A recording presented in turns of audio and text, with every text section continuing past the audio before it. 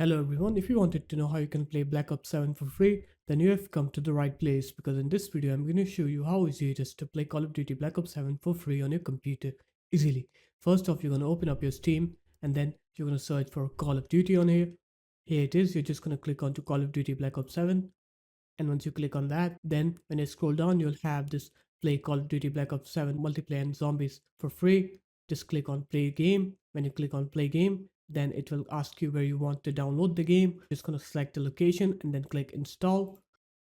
After that, if you go into your library, you'll see your game will be here.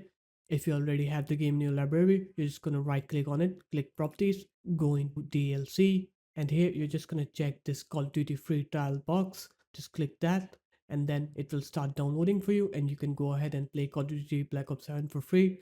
So there it is, guys. That's how easy it was. If you guys found this video helpful, make sure to leave a like, comment, and subscribe to the channel, and I'll see you in my next video.